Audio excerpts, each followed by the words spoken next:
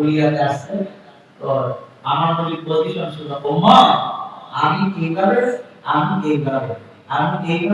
আমি জান্নাতি পোশাক পরিধান করে আসছি। কিন্তু আমরা যারা এই মাহফিলের মধ্যে বসে আছি ভাই, কেউ কি বলতে পারবেন পোশাক পরে আসছেন? না। আর তুমি কে বলতে পারবে? গাভীর মনোযোগ, ও যুবকের দাম, আল্লাহর প্রিয় নবী সাল্লাল্লাহু আলাইহি ওয়াসাল্লাম যখন দুনিয়াতে আসে, আমার নবীকে এরপরে দোলনার মধ্যে রাখা হয়েছে। আমার নবীর একজন চাচার নাম হলো হযরত আব্বাস ইবনে আব্দুল মুত্তালিব। এরপরে সামনে কষ্ট গো, যে পিছন থেকে আওয়াজ আসে, আবার একটু বাড়ানো লাগে, এটা আমার কষ্ট হবে। কষ্ট হবে, কষ্ট হবে, কষ্ট হবে। আমার নবীকে দুনিয়ার জমিন, আমার নবী যখন দুনিয়াতে আসছে, ওই যুবক পায়রা আপনার ঘরের মধ্যে যদি ছেলে সন্তান আসে, তারে তুলনার মধ্যে রাখেন কি রাখেন না? রাখেন কি?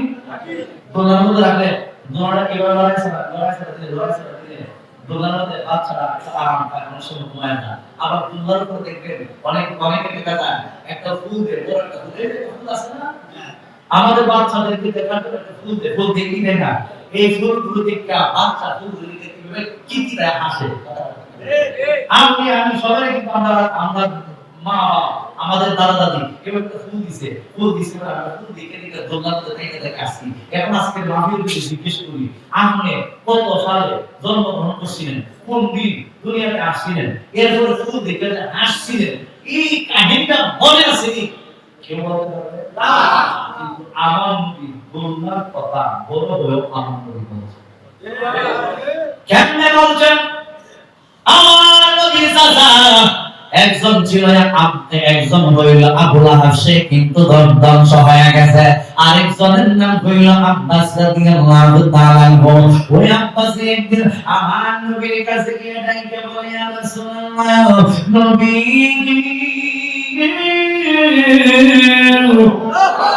ও মায়ের নবীজি, এই মুহূর্তের মধ্যে আমি আপনাকে একটা মনের কথা বলি। আমার নবী ডাইকা বলে, কি চাচা আপনি বলতে চান? কই আমি আপনাকে দোলনার মধ্যে থাকা অবস্থায় দেখতেছিলাম। দলিল করিল, রাআইতু কাফিল মাহদি তুনাজিল কামার ওয়া তুশিরু ইলাইহি বিইসবাইকা ফাআইতু আশারতা ইলাইহি মালা ক্বালা ইন্নী কুনতু উহাদ্দিথুহু ওয়া ইউহাদ্দিথুনি ওয়া ইয়ালহিনি আনিল বুকাই ওয়া আসমাউ ওয়াজবতুহু হিনা ইয়াসজুদু তাহতাল আরশ। সিল্লায়া বলুন আল্লাহু আকবার।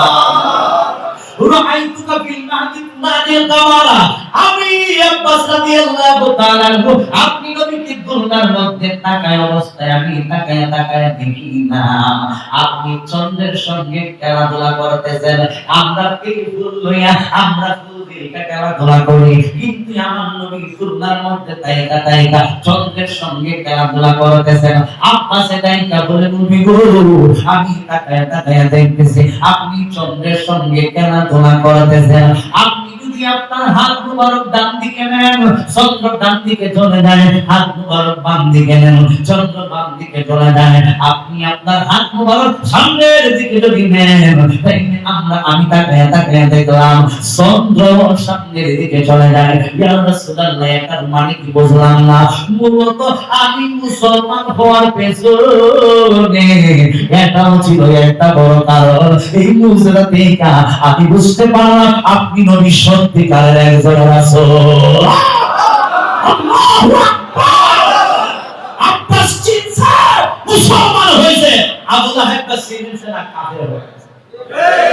কিন্তু তুমি নবী চাচা, আঙ্কেল, ঠিক আবু লাহাব আমার নবীর সঙ্গে এমন কেমনি করেছে। আমার নবীর কাছে একটা আয়াতে কারিমা নাযিল হয়েছে, মানকার সাত্তাত রাসূলুল্লাহ কারীম আছে আমাদের ওয়ান্দি আশীরাতাল আকরাবিন। এই আয়াতে কারিমাটা যখন নাযিল হয়ে গেছে, অর্থাৎ হে ইয়া রাসূলুল্লাহ, আপনি আপনার আত্মীয়-স্বজনকে ডাইকা ইসলামের দাওয়াত পৌঁছে দেন। এই যখন আয়াতে কারিমা নাযিল হয়ে গেছে, আমার নবী সাফা পাহাড়ের পাদদেশে ওই আল্লাহ যখন কইছে আমি আর দাওয়াত দিয়ে কুল্লাই মুসলমান হই কিনা। আপনাদের সাতক্ষীরাতে কি সুবহানাল্লাহ দুর্বলতা আছে নাকি? আমরা এলাকাতে যদি বলতাম রবিগঞ্জ সিলেটের দিকে যদি বলে সুবহানাল্লাহ তখন আমার তো রাখতে হবে বলে যে মুসলিম ভাবে দাম আওয়াজ না বুঝা গিয়েছে আপনাদের পেটে কি দাঁড়িয়ে গেছে কষ্ট হলো সুবহানাল্লাহ বলে সুবহানাল্লাহ বলে লাভ হয় কি হবে না শুধু আমি তো জানতে চাই আল্লাহ রাসূল বলে একবার সুবহানাল্লাহ বলে একবার আলহামদুলিল্লাহ বলে একবার আল্লাহু আকবার দুই উচ্চারণ করলে আসমান এবং জমিনের যে ফাঁকা জায়গা আছে ফাঁকা জায়গা পরিমাণ নেকে পরিপূর্ণ করে দাও মাশাআল্লাহ আসেন আমার নবী সবাইকে দাওয়াত দিয়েছে আবু লাহাব সহ তৎকালীন যুগের যত বড় বড় কাফেরদের লিডার আছে কুরাইশ বংশ আছে সবাইকে দাওয়াত দিয়েছে কোন জায়গা জানেননি সাফা পাহাড়ের পাদদেশে সবাইকে দাওয়াত দিয়েছে এই সব ছিল কই দাওয়াত ওদের আয়োজন করলে আপনারা কাছে মসজিদে এটা আমরা কি মাঠে মাহফিল হয় না মাঠে মাহফিল হয় কারণ বছর একটা অনুরোধ দিয়ে যায় আমি কিন্তু আলোচনা করতে অনেক কষ্ট দিয়েছে মাঠে মাহফিল করবে মাঠে মাহফিল করলে পুরো পরিবেশনের কথা বলতে পারে মাইকের পাশে আমাদের কান মধ্যে আসে হলের ভিতরে কিন্তু আমরা অনেক কষ্ট করতেছি কথা বলছেন না কথা বলতে ভবিষ্যতে ইনশাআল্লাহ মাহফিল ঠিক আছে এই সাফা পাহাড়ের পাদদেশে মানুষজন সবাই দাওয়াত করছে আবু লাহাব টাইপের কাছে হক করতে গিয়ে আসে না সাফা পাহাড়ের পাদদেশে সবাই নিচে সবাই বসে এখন আমার নবী বক্তব্য শুরু করছে তার দাওয়াত কাছে কেডা যিনি দাওয়াত করছে উনি উপস্থাপনা করতেছেন হে কুরাইশ বাহিনী আপনি যদি নবীর পরিচয় এখন দিতে চান কিন্তু আস্তে আস্তে দিব সুবহানাল্লাহ যেদিন আমার নবী নবীর পরিচয় দিছে না আল্লাহর পরিচয় দিছে না তখন সবাই আমার নবীকে ভালোবাসত সবাই আমার নবীকে মহব্বত করত সবাই আমার নবীকে আলামিন ডাকত কিন্তু যেই দিন আমার নবী হক কথা বলা শুরু করে দিয়েছে তখন কাফেরের কাছে নবীর মতন ফসা মানুষ আর কেউ ছিল না এখনো সমাজের মধ্যে আমার কাছে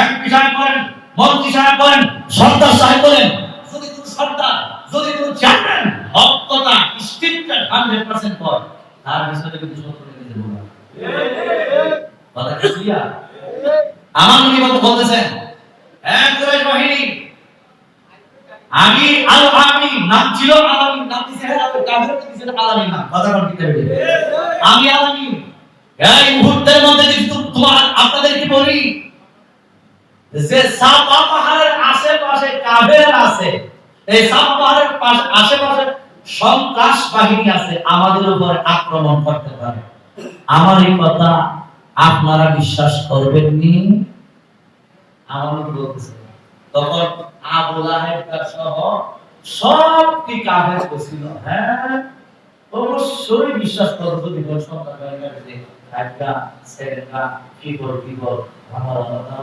আমরা তো রাস্তা দাও চলি হ্যাঁ লম্বা দাও বল এরপরে এই সেটি নীতি আছে না এই সন্ত্রাস বাহিনী এগুলো হলে সাইডে বলে দিচ্ছে কোন আমি যদি কোড এরা আমার কথা বিশ্বাস করব অবশ্যই বিশ্বাস করব কেন আপনি বলেন বিশ্বস্ত আমরা আপনার উপাধি দিছি আলহামদুলিল্লাহ দেখেন কাফেররা আপনার উপাধি দিছে আলহামদুলিল্লাহ বন্ধু ও যুবকের দাম এই মুহূর্তের মধ্যে আমার নবী সাল্লাল্লাহু আলাইহি ওয়াসাল্লাম ডাইকা বলেন এখন আমার আসল কথা বলার সুযোগ হয়ে গেছে যেহেতু কইছে আমার সব কথা এরা বিশ্বাস করব যেহেতু বলছে আমার কথা এরা মানব আমি যা বলি এই কথাগুলো এরা বিশ্বাস করব এমন ডাইকা বলে হে কুরাইশ বাহিনী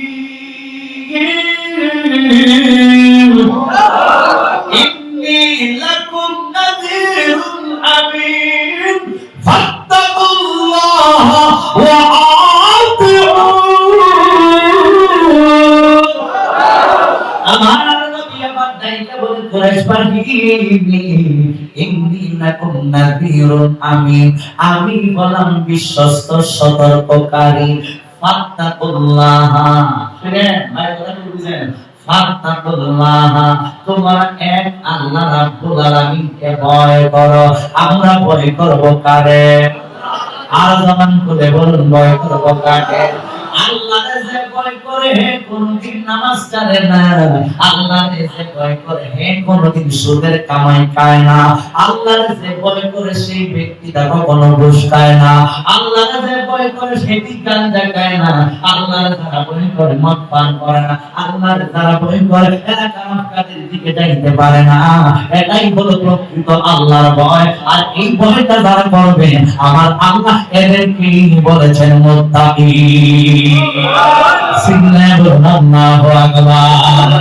আমার জিকির জাকিরিন মুহিব্বিন মুরব্বি বাবাজিরা আমার আল্লাহ বলেন, আমার নবী বলেন ইন্নী লাকুম নাযীরুন আমিন, আমি নবী বললাম বিশ্বস্ত সতর্ককারী। ফাত্তাকুল্লাহ, তোমরা আল্লাহর ভয় করো, ওয়া আতিউন, এবং আমি নবীর অনুসরণ অনুকরণ করো। যেই মাত্র আল্লাহর কথা শুনছে রে যুবকের দল কাটা হয়ে গেছে, কথা বলছেন না, আল্লাহর কথা যখন শুনছে, কারণ কারণ তো আল্লাহর সুবুতে কিসব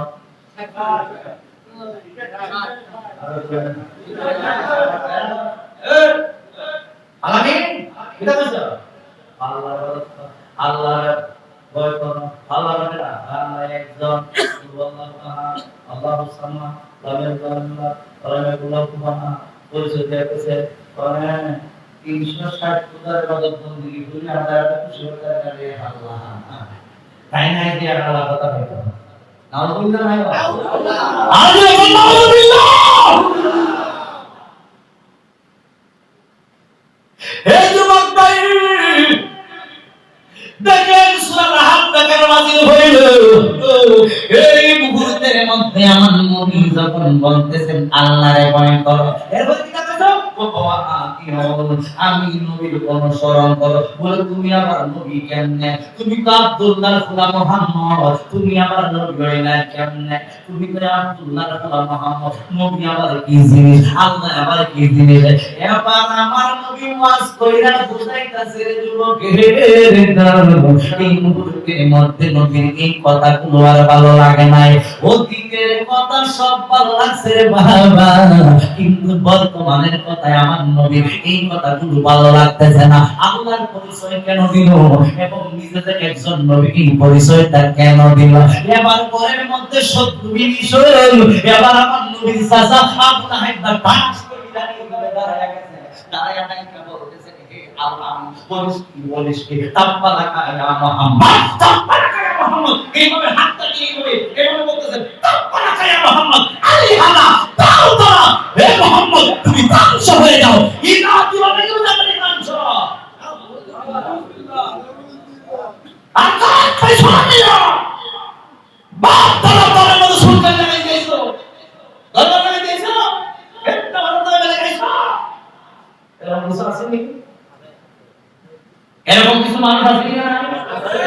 অল্প তো প্রশ্ন করে দিবেন না, দরবার লাগাইছো, একটা লাগাইছো না, আর জীবন আমরা বলছি না এটা। কিন্তু ফাইট করে দাও তুমি আগে না কেন?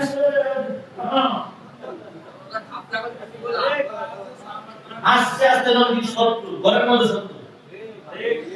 আল্লাহ ঠিক আছে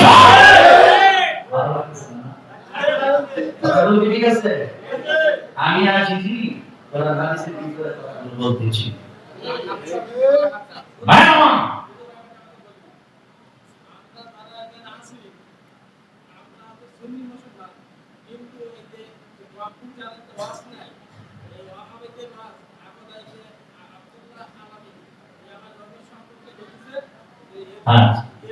বুঝছি আমাদের কথা বলে আমি বুঝে গেছি। আমি আমার এখন আমাদের দেশের মানুষ সচেতন, আমার যুবকরা সচেতন, মুরব্বীরা সচেতন। ভাই আমার আমি একটা কথা বলি, এখন অনেক মানুষ আছে মোবাইল মুফতি বুঝলেন কি?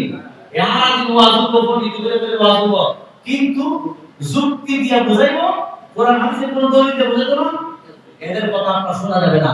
অনেক সময় কিছু কিছু ওয়াজে আমাদের ঈমান হারা হইতে হয়, আর কিছু কিছু ওয়াজে ঈমান তাজা হয়। ঠিক কি না? যে ওয়াজে ঈমানটা তাজা হবে ওই ওয়াজগুলো শুনবেন, আর যে ওয়াজে ঈমান দেখবেন আপনারা ও বাপ দাদা সত্যি যুগে যে কথা বুঝছিলেন না, এখন দেখা যায় নতুন নতুন কথা, নতুন নতুন তর্ক, নতুন নতুন বিতর্ক সৃষ্টি হয়েছে। ইন্টারনেট দিলে ছাড়া দিলে করে ডাস্টবিন হওয়া দিবা বক্তা সহকর্তা করে দেব, সুবিধা হইব? এগুলো ঠিক না। কারণ এজন্য কিছু কিছু ওয়াজ আপনাদের ব্রেনটা নষ্ট করে ফেলবে। আল্লাহ যেন আমাদের সকলকে হেদায়েত নসিব করে। সকল বলুন আমিন।